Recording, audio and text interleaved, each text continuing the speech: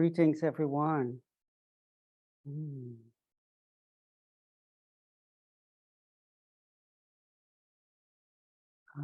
Just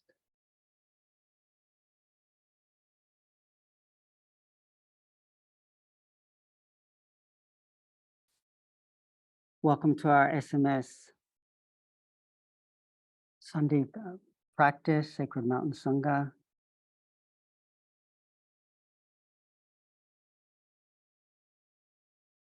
I'm delighted to have this opportunity to be with you all. Let me just see. It's nice to see you. And wherever you are, know that we're being gathered in by this mysterious heart, this mysterious awareness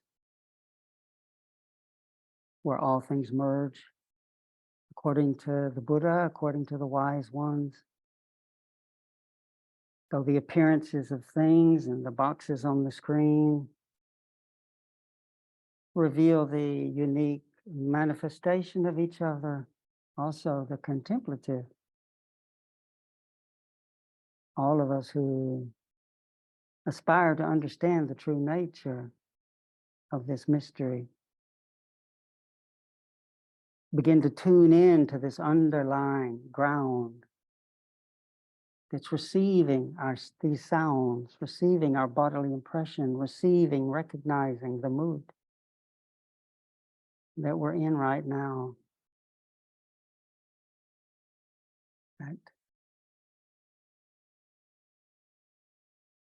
That ground is where we discover and align with our true heart, with the refuge, the Buddhic centrality, this core of cores, that which knows, that which is aware.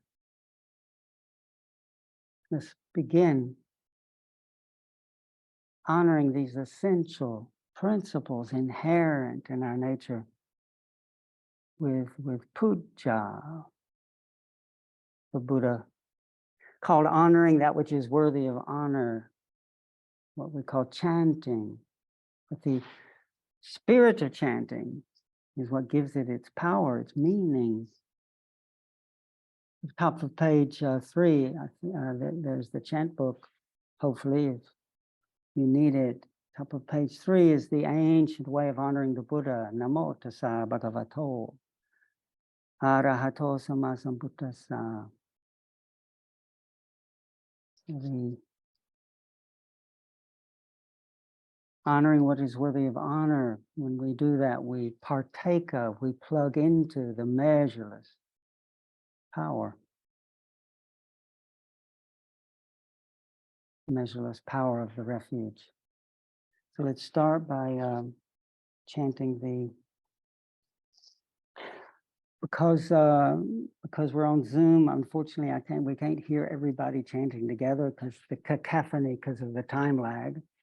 So everyone could mute themselves. I'll chant, but then you can chant with me from wherever you are, tuning into the rhythm.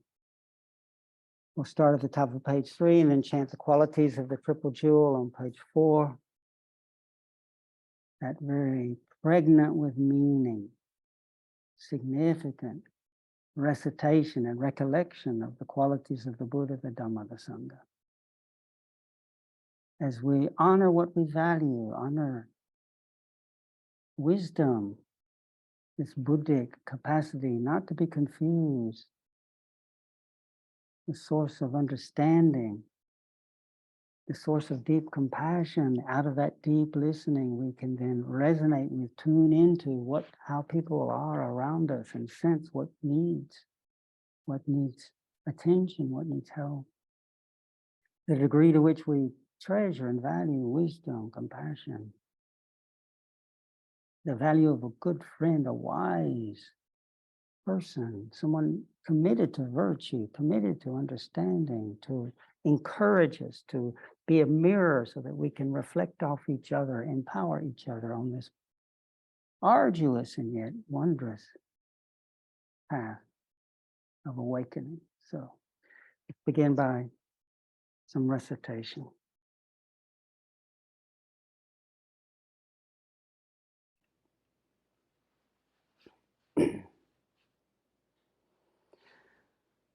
Namo tassa bhagavato arahato samma sambuddhassa. Namo tassa bhagavato arahato samma sambuddhassa. Namo tassa bhagavato arahato samma sambuddhassa. Homage to the blessed, noble, and perfectly enlightened one. Homage to the blessed, noble, and perfectly enlightened one.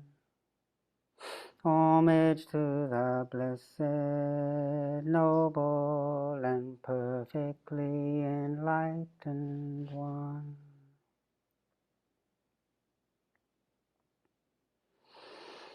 Iti piso bhagava arahang samma sambuddho vicca chalana sampanno sukhato lokavidu anuttaro purisattamma sarati sattateva manusanam buddho bhagava tisavaka to bhagavata dhammo santitiko akaliko ehipassiko opanayiko pachatang veditabo yuhiti supatipano bhagavato savaka samko Uchupatipano bhagavato savaka sangho Nyaya patipano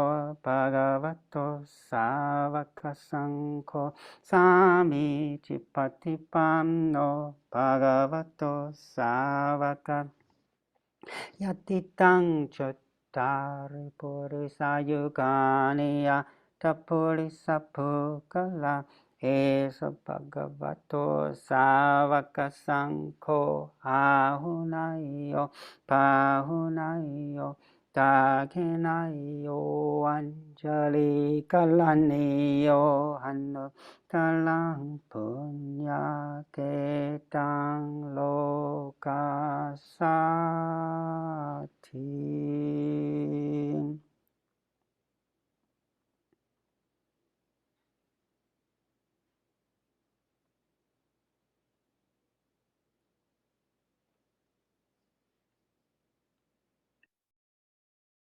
Staying with the resonance, the feeling tones in the body-mind. After we've made sounds or expressions in honor, bringing body, speech, and mind together, making sounds carried on the out-breath, ancient sounds, sacred sounds, honoring the refuge, that which guides us home to our true nature, noticing how it feels to remember and celebrate what we value.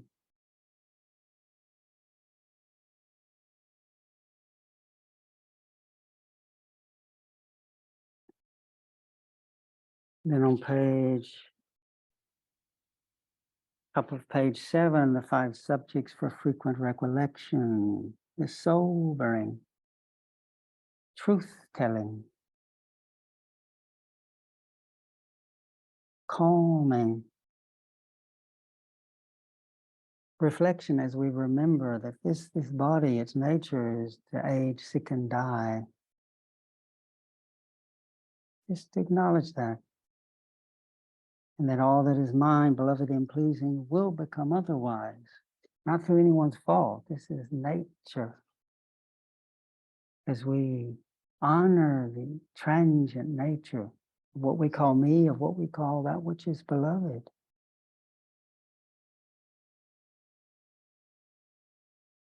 Is just how it is in the conditioned realm, and the wondrous paradox as we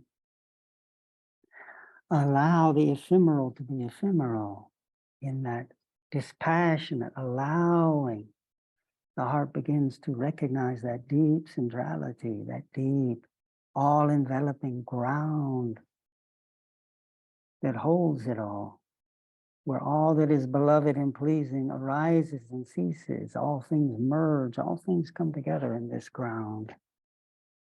So let's reflect on the 5 subjects for frequent recollection.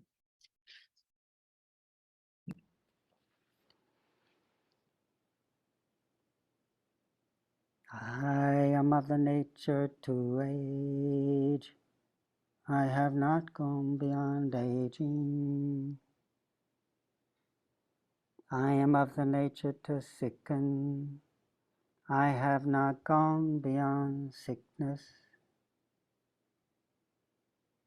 I am of the nature to die. I have not gone beyond dying.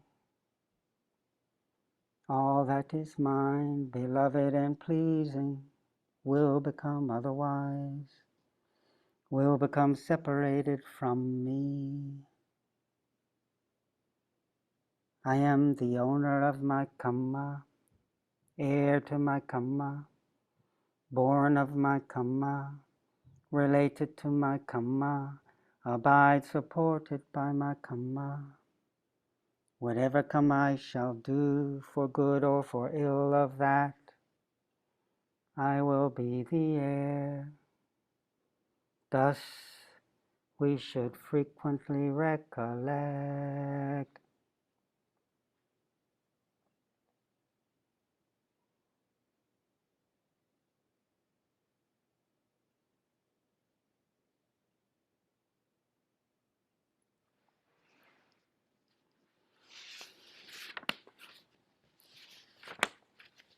Finishing the recitation with a mantra on the bottom of page 3, honoring Kuan Yin, the greatly compassionate bodhisattva who listens at ease to the sounds of the world.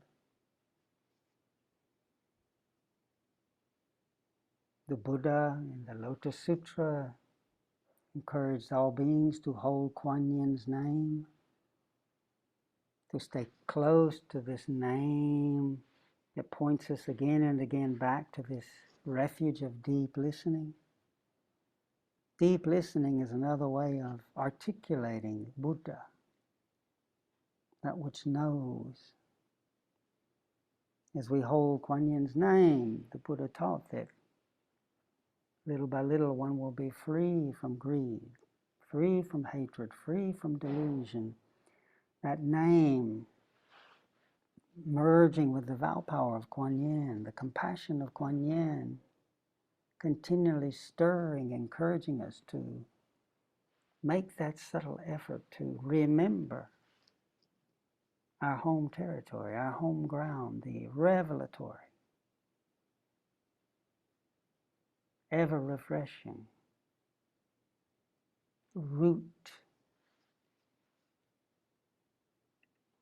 of this deep inner listening, this most intimate core of cores, heart of our being. The second mantra, Namo Quan Chi Impusa.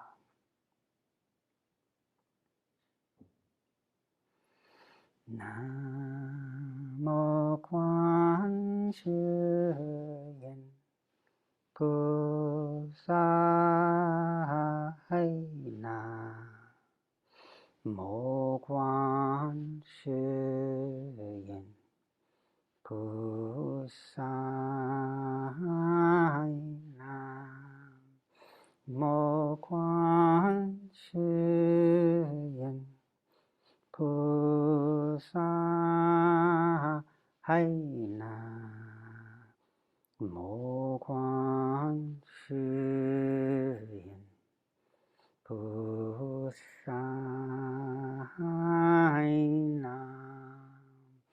Mo Quan Chi 菩萨海南，莫观世音菩萨海南，莫观世音菩萨海南。莫观世音菩萨海南，莫观世音菩萨海南，莫观世音菩萨。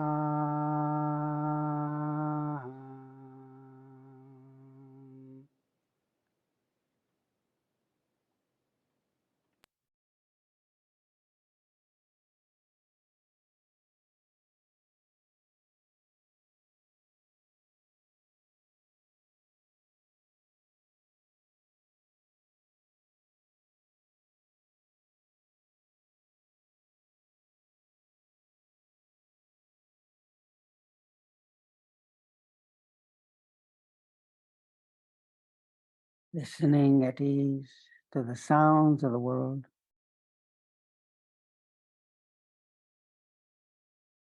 merging, aligning with the greatly compassionate one.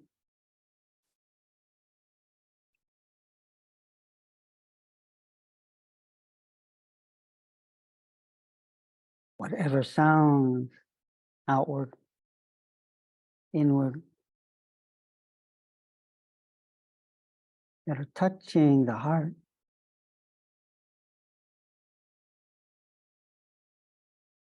reveal their vibratory nature, the true, ephemeral, changing nature of conditions. Breathing with these sounds, breathing and relaxing with this changing nature of conditions.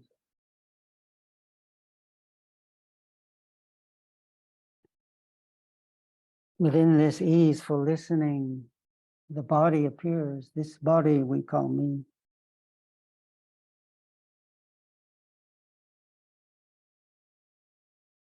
With a gentle, patient, kindly awareness, receiving this vibratory feeling tones of this body. Noticing it's being pulled. There's a pressure from ground, what many call Mother Earth, from the great earth, this parent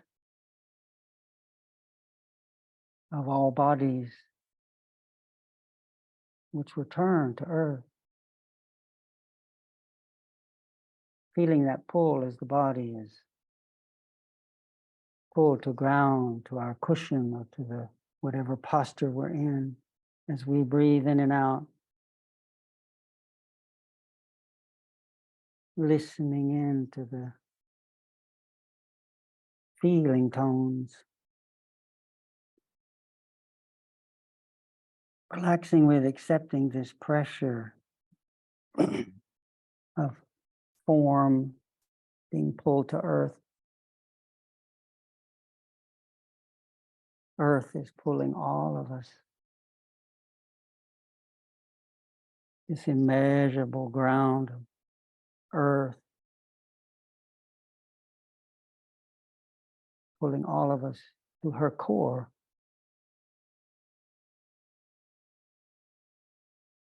And there's also a deep pull of this, what the Buddha called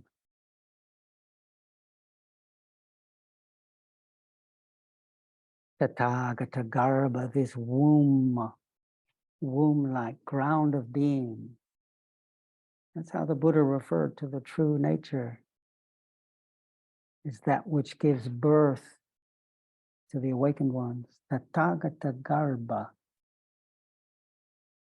With each out breath, as we relax, we allow ourselves to sense that pull of our nature, this deep listening, which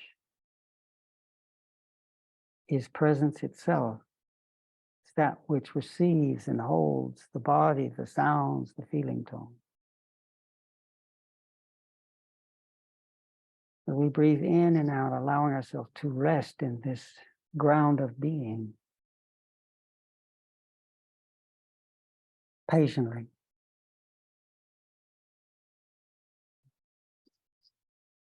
Allowing the vibratory, changing nature of in-breath and out-breath, of thoughts and feeling tones, allowing them to reveal themselves as just that.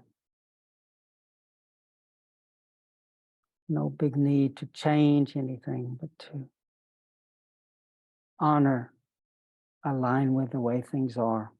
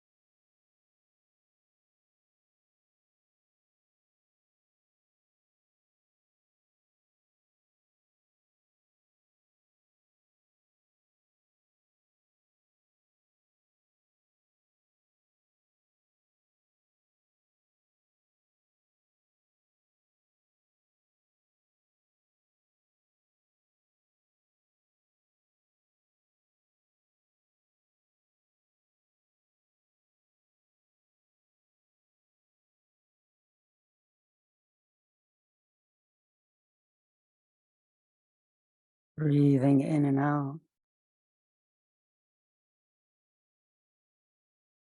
Noticing the ever-changing sensation, suchness of breath, expanding, contracting, vibrating.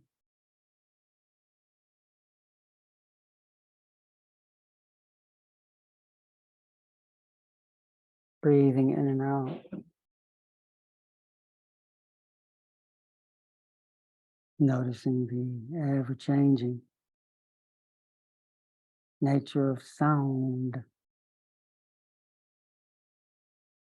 appearing, dissolving, ever becoming otherwise.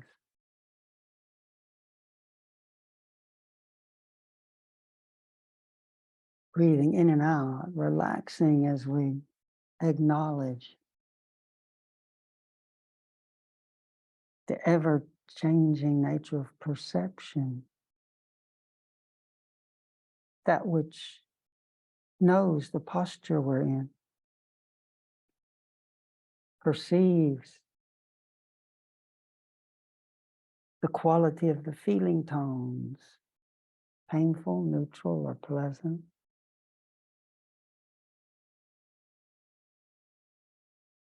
The ever-changing nature of thoughts that touch, abide, shift, and dissolve in the heart.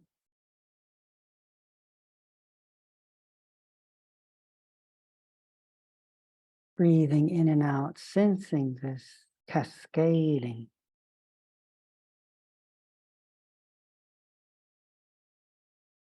vibratory,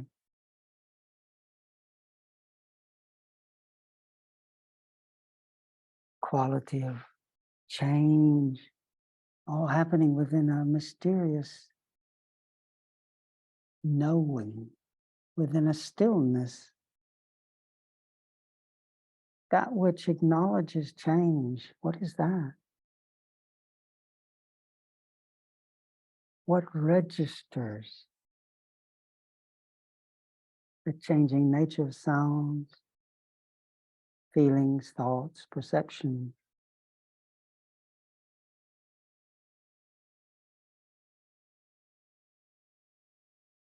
Surrendering, acknowledging the nature of change. We're not so busy grabbing and getting rid of conditions. We can taste this deep stillness that holds it all. It's the womb, the matrix, the primordial matrix of creation.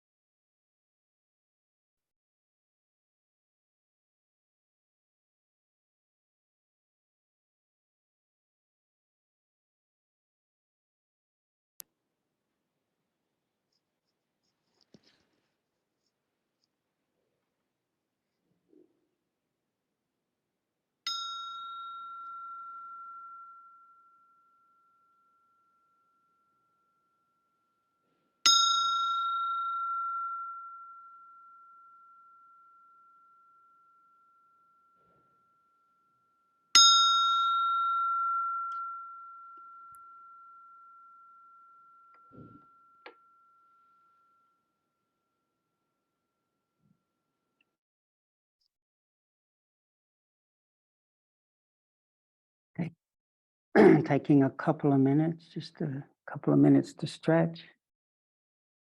And then I will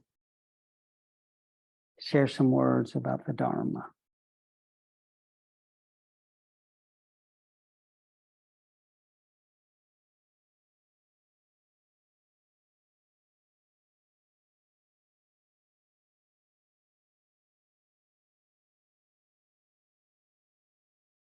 I savor this opportunity.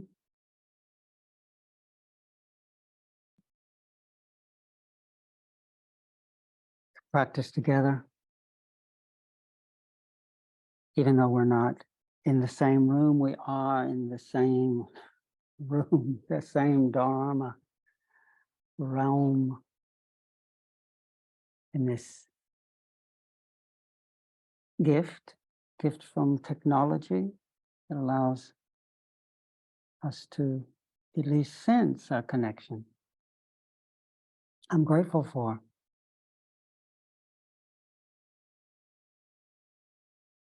As we have the good fortune to be born at a time where we can encounter the liberating teachings of the Buddha, the revelatory teachings of the Buddha.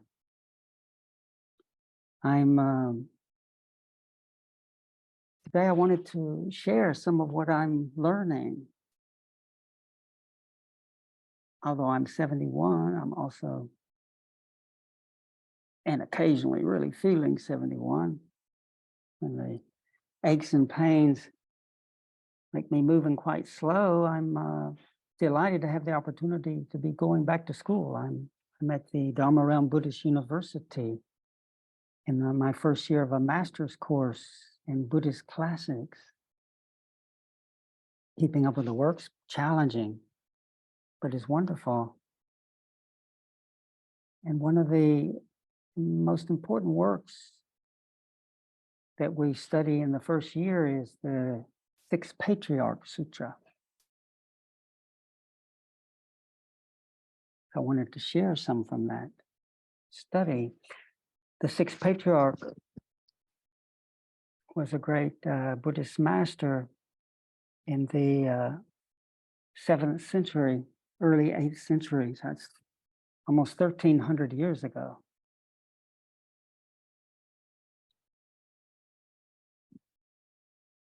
He's very similar to Ajahn Chah. He was illiterate, woodcutter, couldn't read or write. And yet hearing a just hearing a verse of dharma.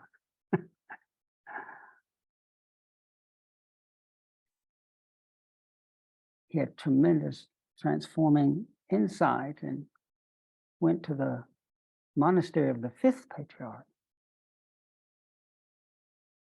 to learn more. And the fifth patriarch recognized the incredible potential of this woodcutter, but he knew the other monks that had been there a long time would be jealous of him. And in fact, it would threaten his own life. So the fifth patriarch put him in the kitchen, and knowing it wasn't time yet for him to be revealed for who he really was,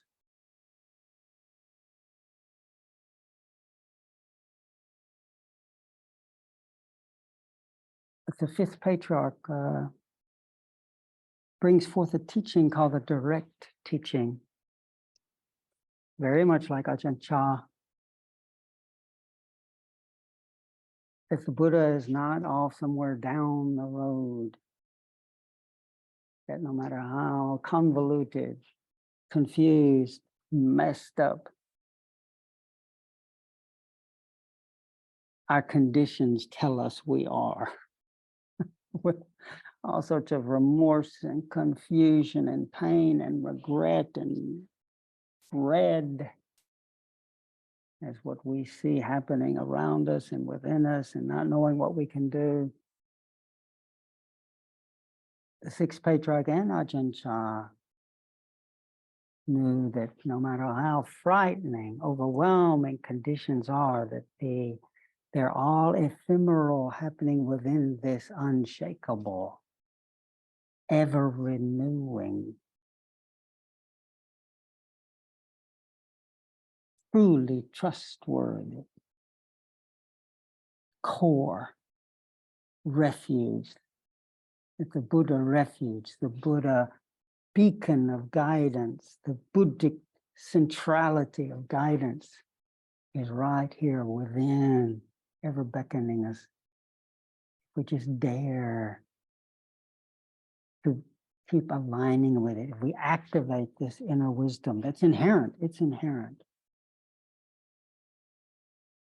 We think, oh yeah, but I've got this problem and that problem, and I've done all these bad things, and then who knows what I did in the last life. I mean, God, with all the instructions I've got, no telling what I did.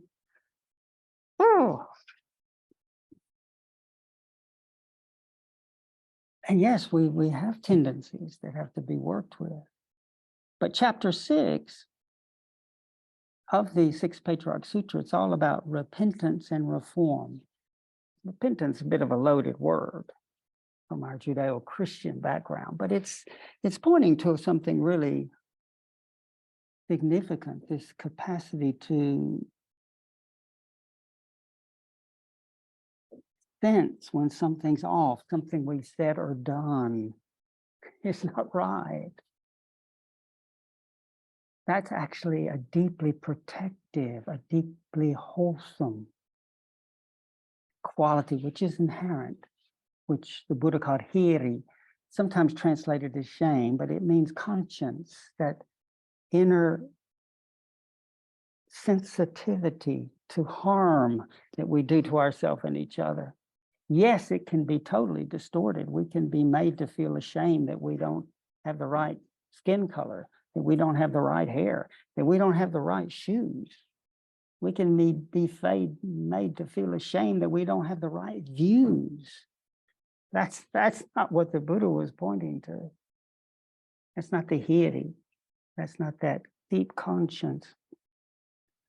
But there is an inherent capacity to sense when we've done something rooted in hate, rooted in harm, rooted in just greed,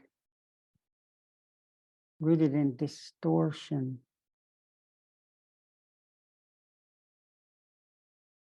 And reform means, how do we renew? How do we come back from that? How do we make amends? In the Sixth Patriarch Sutra, that chapter 6 is all about that process of repentance and renewal. And so even though the Buddha nature is always here and now, some people mistakenly think the sixth patriarch said, oh, well, there's nothing to do. Just realize you're a Buddha and there it is. The sixth patriarch wanted us to work hard, but he didn't want us imagining that the Buddha's way out there. That the real, true, timeless Buddha is always right here in our core that we can align with. And that there is work that we can do, purifying the heart, which requires effort. But it's not that we're putting it off. We're bringing everything to this moment. Anyway, there's at the end of chapter 6 in the Sixth Patriarch Sutra, and that chapter was about this whole process of what do you do about the sense of all the harm we've done, and turning it around. What's called repentance and renewal. At the end of that chapter, the Sixth Patriarch says, I have an unconditioned verse for you.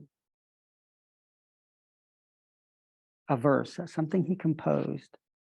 If you can memorize and live by it, it can, the moment it is spoken, melt away the delusion and errors of accumulated eons. So he had a verse.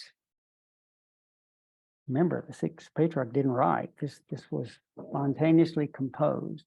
So it's 5 stanzas of 4 lines each. So it's 20 lines. And so I determined, as I wrote a paper on it here, but I determined, oh, okay, if he says it's important to learn this, then I'll learn it. And as I learned it and worked with forgetting and remembering, I observed watching this process. So I wanted to recite that verse for you, and with the time, it's limited time that we have, I wanted to reflect some around it, as it did bring such echoes with my beloved teacher Ajahn Chah. So here's the verse, the 20 lines. Confused people cultivate blessings, not the way. They just say cultivating blessings is the way.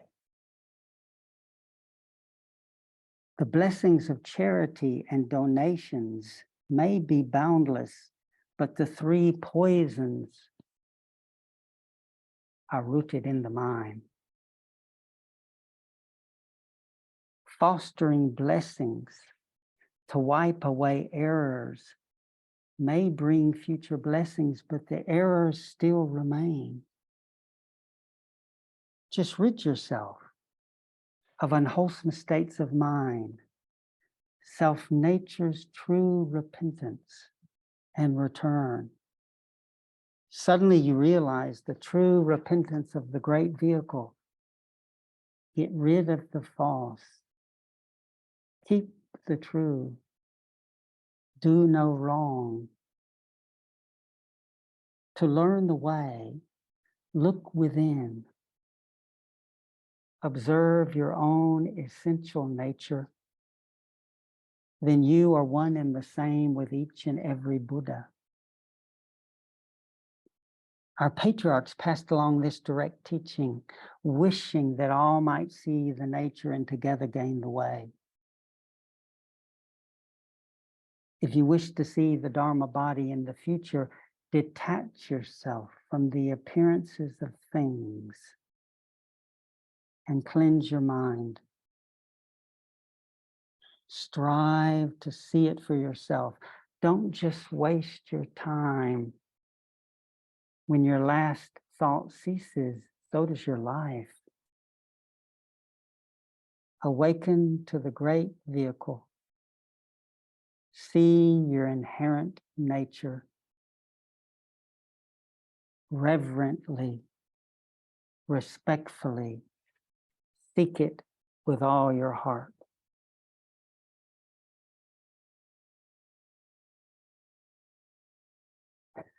So those are the Master's verses. And after he recited those verses, he said, good and wise friends, everyone should memorize this verse and cultivate by it. If you can see your nature right while these words are uttered, then even if we are 1,000 miles apart, you will always be at my side. If you do not awaken to these words, then face to face, we're 1,000 miles apart. So why did you bother coming so far to see me? Take care and go well.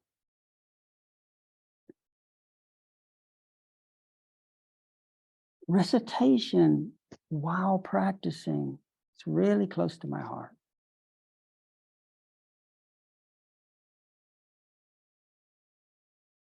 Normally when we're thinking, it's quite easy for us just to get lost in our thoughts, being drawn by this hope and that dread and that fear. When we're doing a recitation, it's something repetitive. It's quite possible. It's easier. That's why with the chanting, it's so important. As these ancient sacred words are touching the heart, then to practice and see that ephemeral nature, it's easier to be dispassionate about the flowing, changing nature of perceptions and thoughts and feelings when reciting.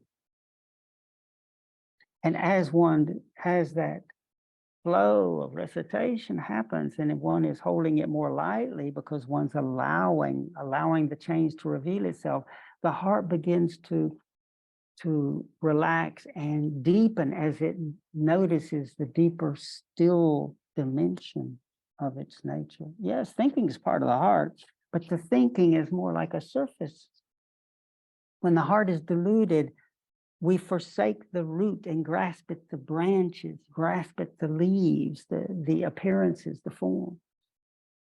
So let's start at the beginning of this verse. Confused people cultivate blessings, not the way. What's he talking about? Blessings are good deeds. Now, this isn't necessarily so true in America because, we actually need more people doing good deeds.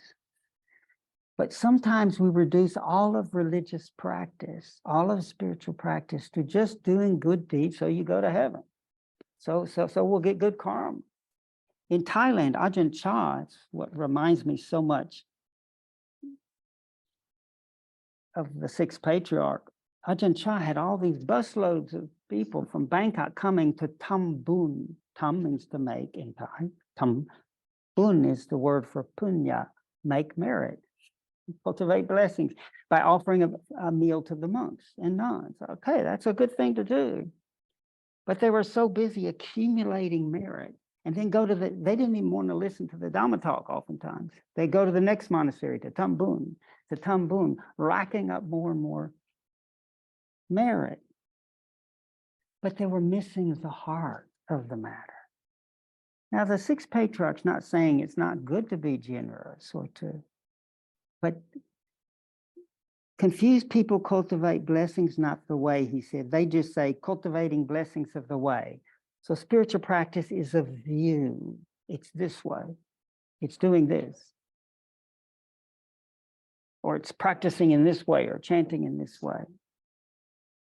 Now, the patriarch goes on to say the blessings of charity and donations may be boundless. So when we are generous and kind, there is a good karmic result. But this next line, but the three poisons are rooted in the mind. If we're doing good deeds, and that's the essence of our thing, we're still externalizing the path. Therefore, he's saying it's not really the way. Yes, it's a good deed and it will lead to maybe some blessings. But the three poisons, what are the three poisons? Or the three fires is greed, hatred, and delusion. If we're doing all these good deeds, not even sensitive to the desire for good results, the fear of maybe some bad happening to me.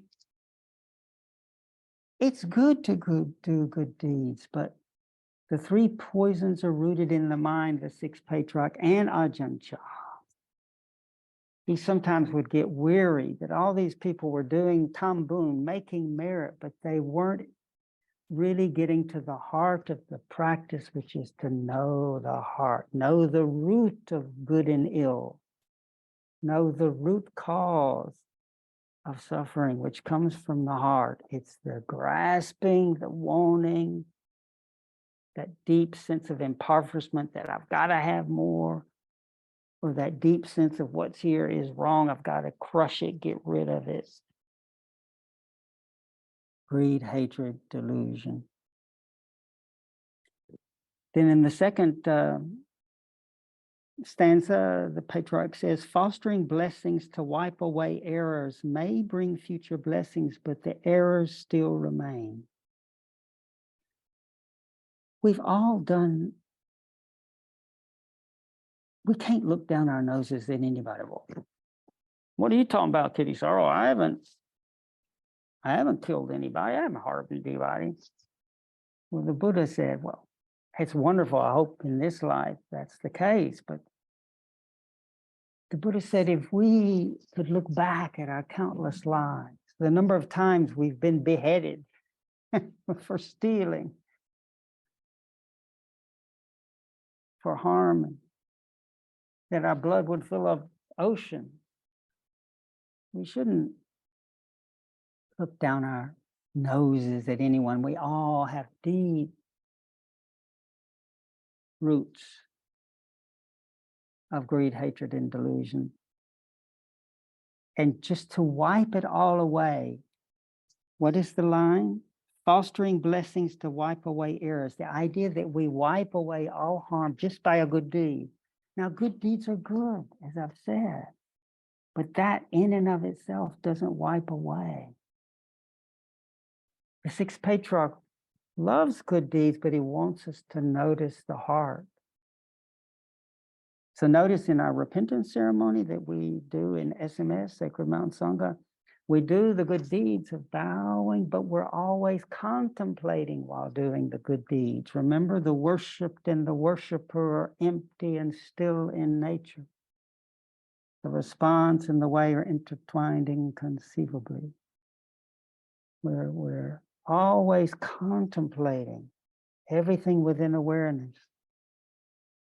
Fostering blessings to wipe away errors may bring future blessings, but the errors still remain. We don't rub out errors. We don't undo harm unless we begin also just to notice the heart itself. The sixth patriarch and Ajahn Chah wanted people to bring everything back to this awareness. Then this next line is huge. Just rid yourself of unwholesome states of mind, self-nature's true repentance and return. What a powerful two lines. Rid yourself of unwholesome states of mind. Now, this can be misunderstood by Westerners. We can take this, rid yourself just means bring our gun out and shoot them all down. Rid yourself means they're in the self because we stick to them, we grasp them. To rid self means to relinquish. And you don't relinquish by pretending something's not there. We don't rid ourselves by hating it. We rid ourselves by, it doesn't stick, by knowing it for what it is. That greedy thought, that hateful thought, that moaning, I'm a hopeless case thought, that remembrance of the lies we told, the harm we did, how we got upside down because of lust, because of aversion, because of greed for position. That painful memory also is what it is. It's a memory. It's changing. When we just acknowledge it, know it, we rid ourselves of that tendency to say, this is me. That's what the Buddha called in the Shurangama Sutra, taking a bubble to be the whole ocean. This is me, I'm terrible. Just as bad, this is me, I'm the best, everyone else is terrible. But we have a lot, especially in Dharma circles. A lot of people are very sensitive in Dharma circles, and we tend to fall always, but in that category of beating ourselves up a lot. And we take the thought because we notice so much our flaws. Oh, I'm hopeless. Those thought feelings, I'm hopeless, are actually in terms of the totality. They're just bubbles. I'm hopeless. That's a rising and ceasing within our nature, this listening, this awareness, this ground, root ground of our being is ocean-like. And yet we take this memory, okay, so it's true, but it's a moment, it's a time, it's a condition, it's a bubble within that immensity of our true nature. By just a moment of noticing the ephemeral nature of that memory, self-nature's true repentance and return. The sixth patriarch says that's how we burn up the karma. And he uses the word return. Return? Because we're orphans. We're refugees from our own home territory. It's not that we get out there to the goal. The Buddha's over there. It's a return.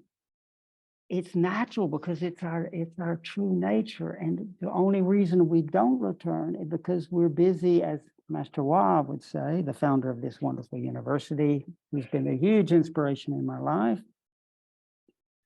along with Ajahn Chah, the two living beings that were most unshakably true for me and incredible guides.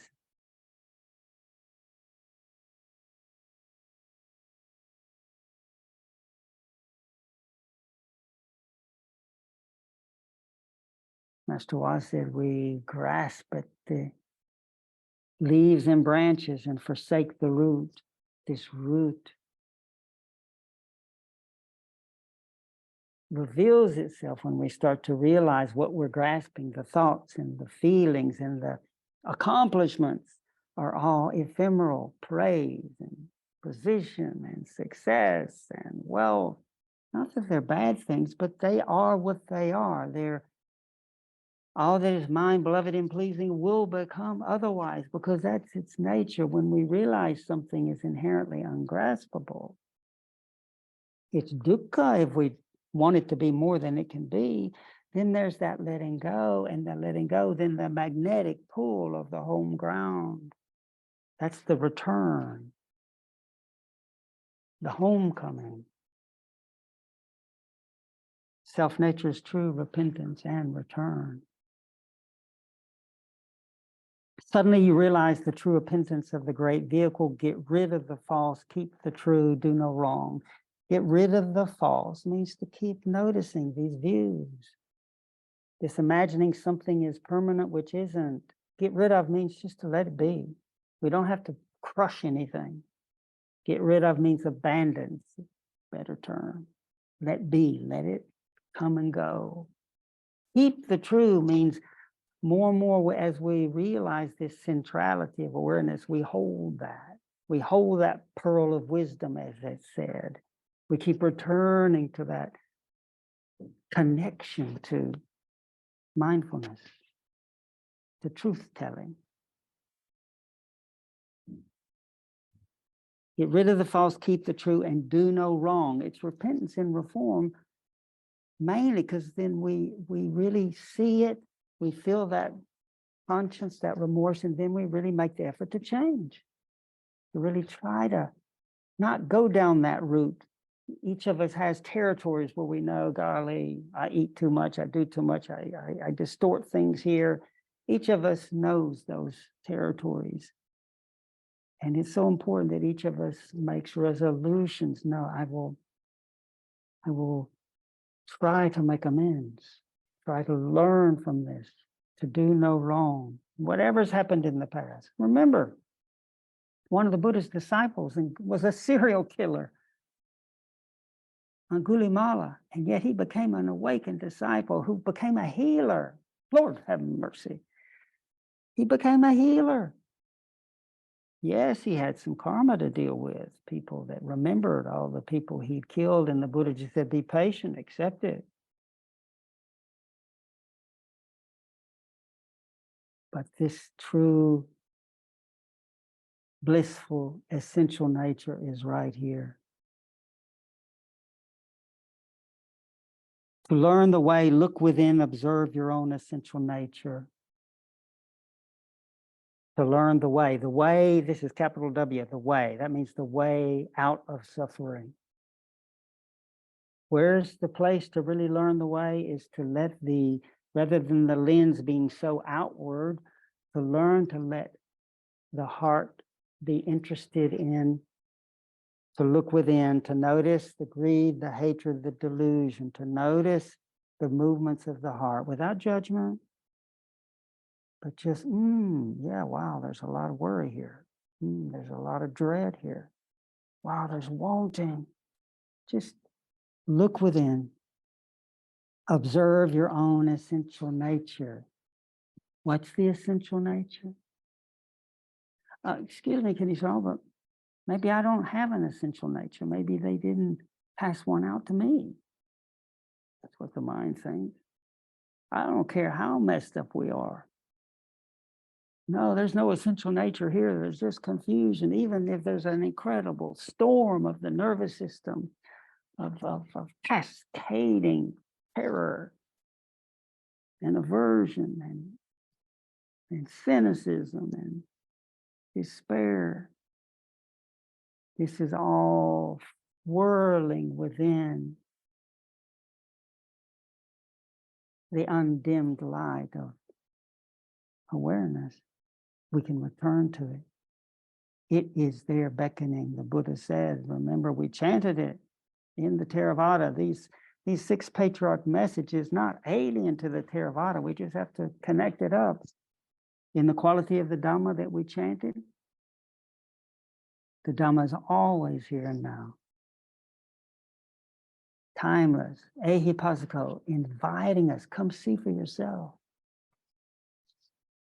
Open-aiko, like a spiral that keeps taking us deeper and deeper home to the solid ground of authentic true nature. So to learn the way, look within, said the 6th patriarch, observe your own essential nature. Then this next line blows me away. Then you are one and the same with each and every Buddha. Then you are one and the same with each and every Buddha. We merge with the Buddha. Don't put it out there. Ajahn Chah again and again and again said, the Buddha is not out there. You meet the Buddha in here. When you see the Dharma, you see the Buddha. Our patriarchs passed along this direct teaching, wishing that all might see the nature and together gain the way. If you wish to see the Dharma body in the future, detach yourself from the appearances of things and cleanse your mind. The Dharma body, that's this true, mysterious nature of the cosmos. That's the Dharma body. The whole cosmos is our true Dharma body. If you wish to see the Dharma body, the 6th patriarch is saying, then detach yourself from the appearances of things and cleanse your mind. What are the appearances of things? Appearance of this talk. Detach doesn't mean rip away. It means give space. Notice the appearance of this Dhamma talk is flickering. The appearance of the sensations of our body vibrating as they appear, shift, dissolve. So we cleanse the mind of these wrong views, these fixed views, and allow clear seeing or an openness to the vibratory changing nature to appear. He finishes, strive to see it for yourself. Don't just waste your time. When your last thought ceases, so does your life. We don't know when we're going to die. This body, let's use our time well. Each thought is a birth and death. Each thought, even if it's an unhappy one, is an opportunity to receive the revelatory message of change. Even a scary thought arising and ceasing, revealing its ungraspable, insubstantial nature, points the way back to the unmoving, trustworthy, peaceful heart. Awaken to the great vehicle, see your inherent nature, reverently, respectfully, seek it with all your heart. Wherever we are, not just in a shrine room, or wherever we are, the true nature is there with reverence, with respect. Each moment can wake us up. So I'll finish reciting this one more time, receiving the transmission from the sixth patriarch, which is also reminds me of Ajahn Chah. Confused people cultivate blessings, not the way. They just say cultivating blessings is the way. The blessings of charity and donations may be boundless, but the three poisons are rooted in the mind. Fostering blessings to wipe away errors may bring future blessings, but the errors still remain. Just rid yourself of unwholesome states of mind. Self-nature's true repentance and return. Suddenly, you realize the true repentance of the great vehicle. Get rid of the false. Keep the truth. Do no wrong. To learn the way, look within. Observe your own essential nature. Then you are one and the same with each and every Buddha. Our patriarchs passed along this direct teaching, wishing that all might see the nature and together gain the way. If you wish to see the Dharma body in the future, detach yourself from the appearances of things and cleanse your mind. Strive to see it for yourself. Don't just waste your time. When your last thought ceases, so does your life. Awaken to the great vehicle. See your inherent nature, reverently, respectfully, seek it with all your heart.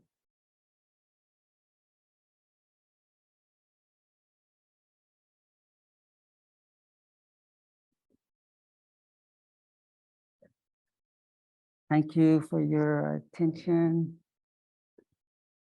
It's a great blessing to be able to practice together. I'm here for another 15 minutes or so in case anyone has any questions or something you'd like to discuss or reflect on about this teaching or this practice that we're doing together. If you need to go well. I'm really delighted to share this space. So we'll leave the floor open, and Adam, dear Adam, who's helping us behind the scenes. Adam, you can help me see if someone has a comment or a question, you can raise your hand with the reactions button at the bottom. You could also put write a question in the chat if you'd like.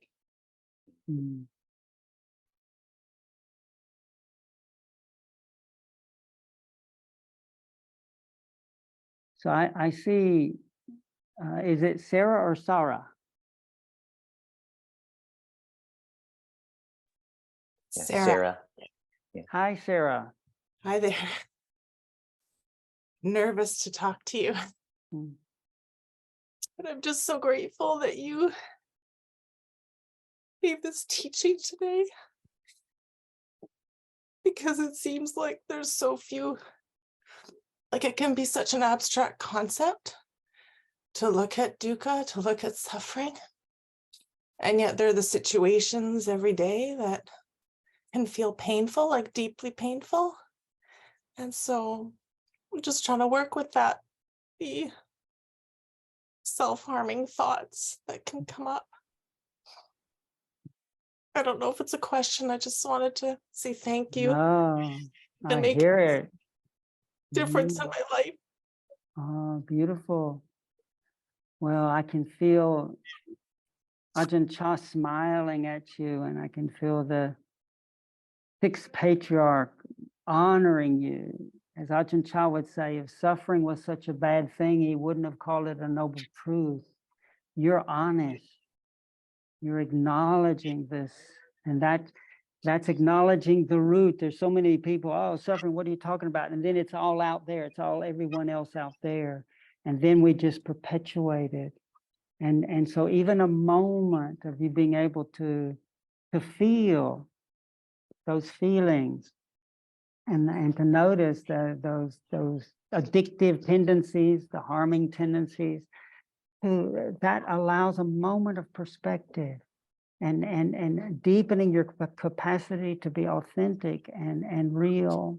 And these recitations and these Dharma gatherings are important because it helps you stay connected to something that encourages you, that helps you remember this is not your timeless true nature, that there is something deeper that's noticing the suffering, that's metabolizing the suffering. And so, Sarah, I just say, keep on going. I'm glad there's people honest who feel like you in the world. And you know, we have the capacity to turn this around. In the midst of all this challenge and difficulty, we can find that which is beautiful and wise. So you keep going. Thank you for daring to speak, and I appreciate your words of appreciation. Thank you.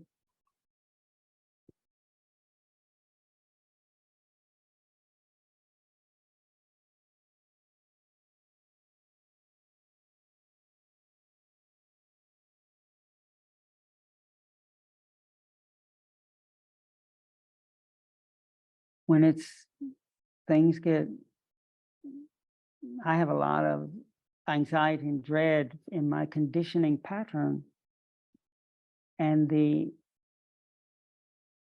an incredible gift of Master Hua, who founded this university, that the gift of reciting Kuan Yin's name. I bring Kuan Yin's name not as a bulldozer to try to push everything out of the mind. It's like a reminder of a pathway through a forest or through a perilous road, but I mix Namo Kuan Yin Pusa, I mix the sounds, the thoughts with the sensations of dread and anxiety and what about this and what about that and self-aversion.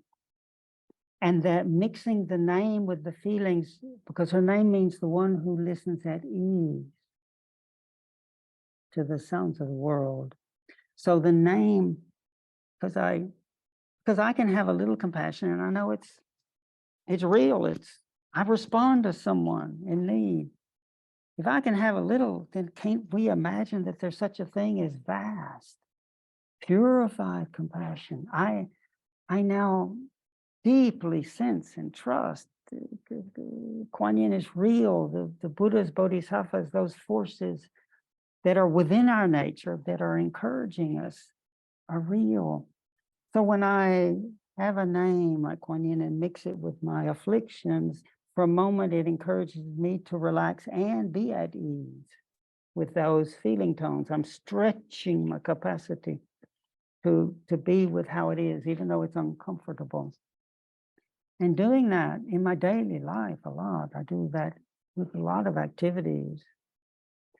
Over the years, more and more, it really works. It's really it really helps gather in all of more and more now, all of my life is a contemplation. So I encourage us to, and even the sixth patriarch with this, the Buddha's always here and now, recitation can be very helpful as especially for a layperson when we have so many challenges in our responsibilities and in the world, to find a passage, a phrase, even to learn one line of something is very important. Honoring what is worthy of honor is a very helpful practice. Are there any other thoughts that anyone has, or comments or questions? Kittisaro, Robin writes in the chat saying, thank you so much. This verse was deeply powerful. I am going into a serious surgery this week, not knowing the outcome, giving up control to another in fear of the aftermath. This has helped me to sit with this. Oh, beautiful, beautiful. Well, Robin, may this, if you go into and offer your body into a strange place, may, as you just remember, whatever words remind you of your sense that there is a deeper holding, whether it's the Buddha, whether it's other sacred names, other teachers from whatever religious tradition, doesn't matter, but a sacred name reminds one just to trust. And may the healing power of Kuan Yin, the Buddhas and the Bodhisattvas, that which is skillful, be with you through this surgery. Yes, may it. I'm glad that you're able to be here, and I'm happy to hear that this has been helpful. Mm-hmm.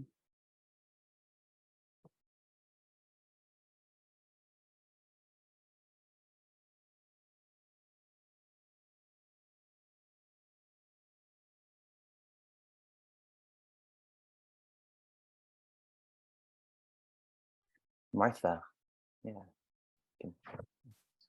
Good morning, Kittisaro. I want to thank you for sharing what you are learning. I have wondered what you are learning and practicing, and this is beautiful that you can just come and share that piece of wisdom with us. It makes me very happy and very deep, a lot to think about.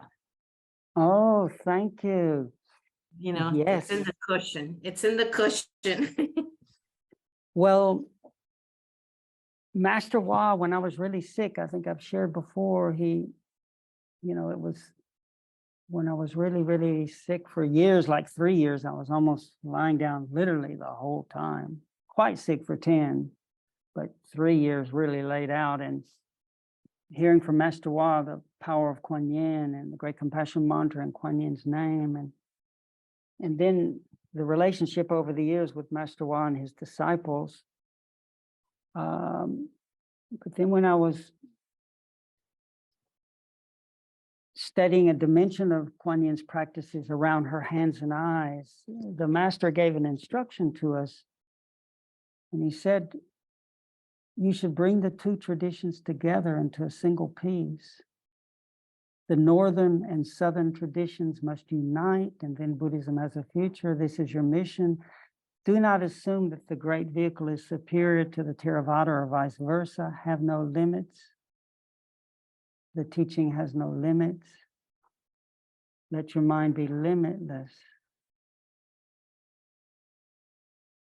And I've studied a lot of his wonderful teachings for years, but a lot on my own and with Kittisaro and trying to share them. And Kittisaro and I have worked a lot on bringing the treasures from the Theravada through the forest school of our training and the Mahayana around the Kuan Yin Dharmas, the Bodhisattva vows, the Shurangama Sutra, Lotus Sutra, and others. We've been trying to show how they're interwoven, but to be able to come here to this university and deepen in my study of these texts and practice of them has been wonderful. And so it was wonderful to be able to share with you some about the sixth patriarch, and I hope you can see that it aligns with some of the essence of what Ajahn Chah was about. And the Theravada has some wonderful treasures around the embodiment practices, the mindfulness practices, the underlining and the importance of the virtue, the precepts, the anapanasati, the practicing with the mindfulness of the breath. And but then the Mahayana has these incredible deepening reflections around the bodhisattva, around the deepening into the non-dual understanding, the returning, the hearing, and looking into this womb of all manifestation. But the two practices are deeply interwoven, and so to me, something Ajahn Chah said when he looked at us young monks from different countries sitting on a platform together at a meal offering in rural Northeast Thailand, he looked and said, hey, you all are going to go back and be teachers in your own countries. He said, but don't be the kind of teachers that are so puffed up they can't get through the door. He said, when it's time for teaching, teaching might happen, but first and foremost, you're a practitioner. And that is, I've tried to take that to heart every day. Even though I wake up oftentimes feeling this 71-year-old body, oh my God, but I remember, opportunity to begin again, to learn, to practice.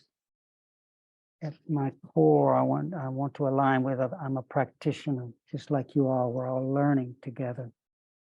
And so to have the chance to share some of that is my great good fortune. So I send a big hug to you all, and we'll just spend a moment wishing that may the goodness of our lives, the goodness of our time together, bless every cell in our body. We relax as the body-mind are interwoven. Breathing in and out, relaxing, feeling Mother Earth pulling us, and may the goodness of this Dharma session bless every cell in our body and illumine every space in our heart, in our mind. All the closets can be flooded with light. And as we relax, may it be shared with each other, this kindred spirits,